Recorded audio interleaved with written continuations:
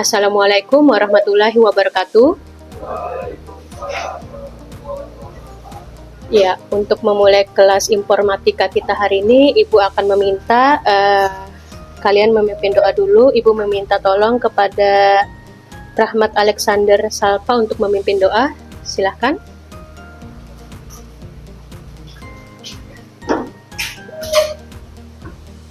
Sebelum memulai pelajaran ini, marilah kita berdoa menurut agama Muslim. Doa dimulai.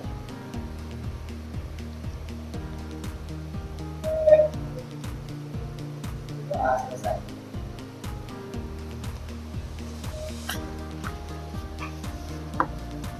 Ya, Ibu absen dulu. Rapi Ahmadendra, Naila Amanda, Dila Sapitri, Muhammad Kelvin, Rahmat Alexander, Anissa Maulida, Nur Sakia, Jess Fortuna, Ahmad Saukani, Jaini Gani, Muhammad Rajid, Selvia, nggak ada, sakit ya, Fitriani Amaniarta, Salsabila. Ibu sudah mengabsen kalian. Apa kabar kalian hari ini? Baik, siap untuk belajar ya? Hari ini kita akan belajar tentang berpikir komputasional. Ya, jadi tujuan pembelajaran kita hari ini adalah kalian atau siswa itu dapat memahami konsep struktur data dan algoritma standar. Cara berpikir komputer itu adalah terstruktur dan tersistematis. Tujuannya apa? Untuk menyelesaikan masalah atau apa yang diperintahkan oleh si penggunanya. Seperti itu. Kemudian, berpikir komputasional ini dia tidak hanya diterapkan pada komputer atau IT gitu kan, atau teknologi dan sebagainya, tapi berpikir komputasional ini juga bisa kalian terapkan atau kalian praktekkan dalam kehidupan kalian sehari-hari. Nah, jadi kalau kalian punya permasalahan di tengah-tengah kalian, maka dengan berpikir komputasional ini kalian akan berpikir secara terstruktur. Masalahnya apa, solusinya apa untuk permasalahan tersebut. Seperti itu. Kemudian hari ini kita juga akan mempelajari tentang konsep struktur data dan algoritma dasar. Ya, pernah kenal dengan struktur data sebelumnya? Ada yang pernah kenal dengan istilah ini? Ada? Atau ini baru bagi kalian? Salsabila, menurut kamu baru atau sudah pernah kenal sebelumnya dengan struktur data? Pernah? Oke. Kalau algoritma, sudah pernah kenal istilah algoritma? Udah, oke. Hari ini kita akan referensi kembali apa sih struktur data dan apa sih algoritma itu. Ya, struktur data itu adalah teknik untuk mengatur, menyimpan, mengelola data sehingga data tersebut dapat diakses dan dimanipulasi secara efisien. Jadi, yang namanya struktur data adalah sebuah teknik. Caranya untuk apa gitu kan, mengolah, mengatur, dan menyimpan data. Agar apa sih data ini nanti bisa digunakan, bisa dipakai kembali, bisa dimanipulasi kembali oleh kalian secara efisien. Seperti itu. Kemudian, si struktur data ini sangat penting untuk merancang algoritma yang efektif dan efisien. Jadi, runutan benang merahnya apa ternyata? Jadi, runutan benang merahnya itu ketika kita membangun sebuah struktur data, ini nanti larinya akan ke algoritma. Seperti itu. Algoritma itu untuk apa gitu kan? Algoritma itu nanti akan digunakan untuk membuat sebuah software atau perangkat lunak. Seperti itu. Ya. Kemudian bisakah kira-kira gitu kan kita membuat sebuah perangkat lunak tanpa adanya algoritma atau struktur datanya acak-acakan? Menurut kalian bisa atau enggak? Nggak bisa. Oke. Kalau dari sisi Alexander, mana Alexander? Bisa nggak kira-kira Alexander? Kita bikin sebuah software atau perangkat lunak tapi algoritmanya nggak ada atau nggak beres. Nggak bisa. Oke. Ada yang berpendapat lain? Dari Salsabila? Atau Fitriani? Kira-kira bisa nggak kita bikin sebuah software tanpa adanya algoritma? Bisa? Nggak bisa. Oke, jadi benang merahnya tadi ada struktur data, algoritma, kemudian software. Ya, apakah sebuah software ini bisa atau terbentuk atau ada tanpa adanya algoritma? Jawabannya bisa. Seperti itu. Sama seperti bangunan, gitulah. Apakah sebuah rumah itu bisa ada tanpa adanya blueprint atau rancangan konsep rumahnya? Bisa. Tapi software tersebut ketika dia tidak memiliki algoritma, yang terjadi nanti adalah software itu atau perangkat lunak itu akan menjadi perangkat lunak yang buruk atau jelek. Ketika ada kerusakan dalam perangkat lunak itu nggak akan bisa diperbaiki atau dikembangkan lagi, sulit. Karena nggak ada konsepnya tadi, algoritma yang baiknya itu nggak ada, seperti itu. Ya, kemudian kita lanjut ke algoritma. Ya, jadi apa sih algoritma itu gitu kan? Algoritma ini adalah langkah-langkah yang terstruktur dan tersistematis untuk menyelesaikan masalah. Nah, jadi dalam pembuatan software, algoritma ini sangat penting. Jadi dia bisa dikatakan sebagai sebuah konsepnya. Seperti itu. Atau kalau bangun rumah itu ada yang namanya blueprint, cetak birunya. Seperti itu. Kemudian sifat dari algoritma ini gitu kan, dia harus mengandung 5 hal.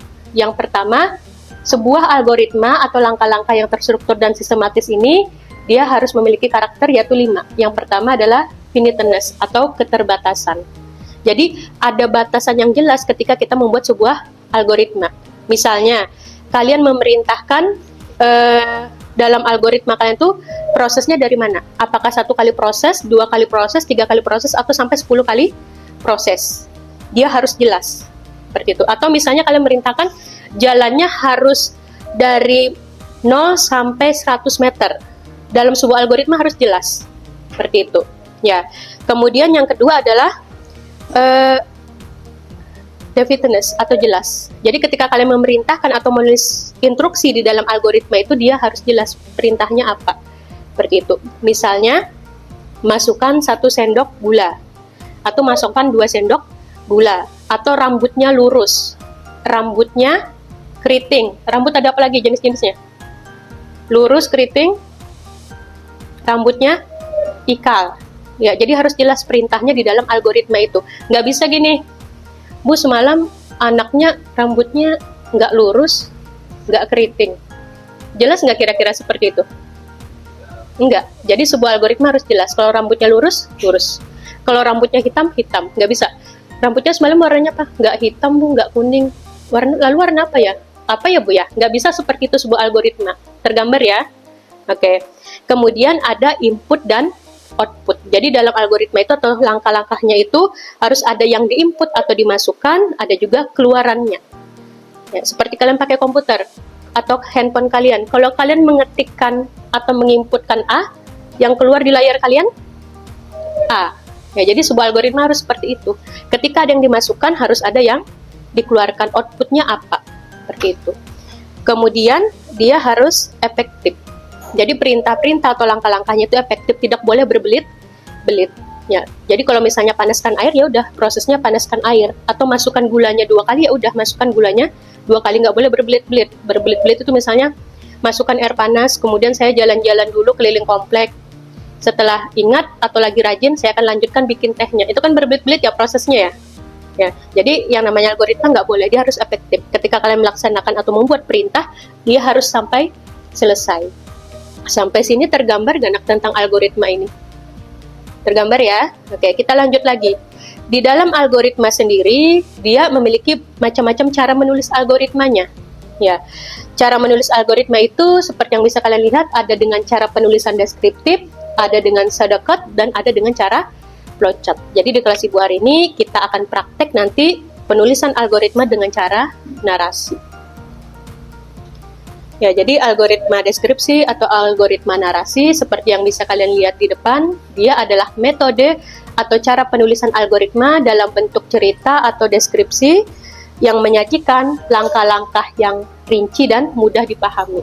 Nih, ini adalah contoh dari algoritma narasi atau deskripsi. Kelihatan ya?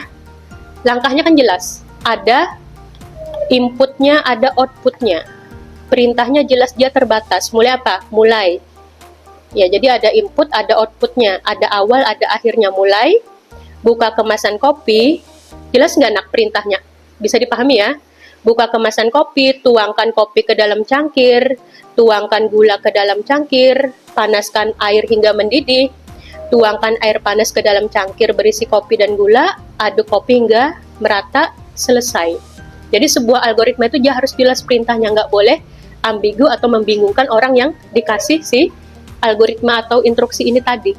Seperti itu. Nggak boleh panaskan airnya hingga mendidih, kemudian keliling komplek dulu, kalau rajin lanjutkan, kalau enggak tidur aja. Itu kan berbelit-belit ya perintahnya ya, membingungkan orang lain. Jadi inilah bentuk dari algoritma narasi atau deskripsi. Oke, selanjutnya kalian akan mempraktekkan atau menerapkan algoritma ini. Langkahnya berikutnya kita membentuk kelompok dulu. Ya, silakan bentuk kelompok. Satu kelompok bisa terdiri dari 6 orang. Silakan bisa bergabung dengan kelompoknya.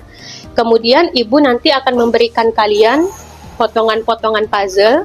Ya, ini puzzle-nya ada 2. Ya, di sini nanti akan ada perintah-perintah atau narasi-narasi dari algoritma. Nanti kalian susun. Ini bentuknya acak, nak lah.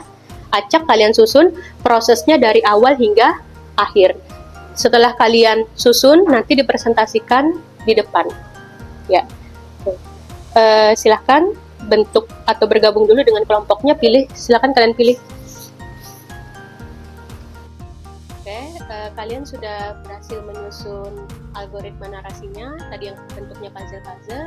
Oke, silahkan sekarang kelompok Jaini Gani untuk mempresentasikan algoritma narasinya yang sudah disusun tadi. Oke, silahkan. Assalamualaikum warahmatullahi wabarakatuh.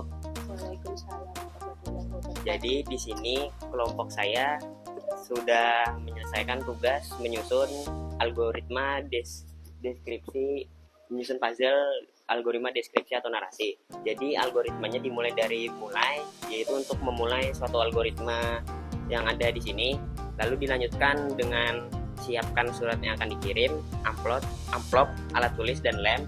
Lalu tulis nama dan alamat tujuan serta nama dan alamat pengirim. Dilanjutkan memasukkan surat ke dalam amplop, lalu lem amplop agar tidak terbuka. Lalu dilanjutkan pergi ke kantor jasa pengiriman, memberikan surat kepada petugas, lalu melakukan pembayaran dan meninggalkan kantor jasa pengiriman dan selesai. Oke, ya, terima kasih kepada kelompok Jaini. Oke, silahkan kembali ke bangkunya.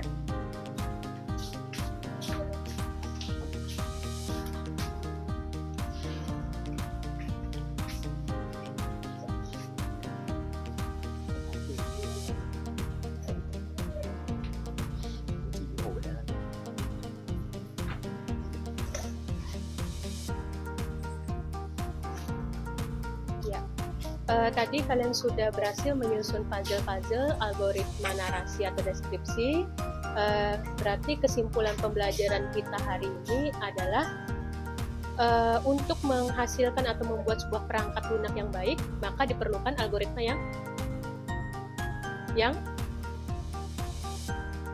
yang bagus dan baik, seperti itu. Kemudian algoritma tadi ternyata bisa ditulis dengan berbagai macam cara, gitu kan. Salah satunya ditulis dengan cara yang baru kalian pelajari, algoritma deskripsi atau algoritma narasi, seperti itu. Oke. Berikut hasil belajar kita hari ini. Atas perhatiannya Ibu ucapkan terima kasih. Semangat terus belajarnya, anak-anak. Dan kita nanti akan bertemu di pertemuan berikutnya, yaitu kita akan membahas tentang algoritma flowchart atau diagram alur. Oke. Tetap terus semangat belajarnya, karena dengan belajar wawasan kalian akan semakin bertambah, dan wawasan itu bisa kalian gunakan untuk menyelesaikan problematika atau masalah-masalah kehidupan yang kalian temui di kehidupan sehari-hari. Atas perhatiannya Ibu ucapkan terima kasih.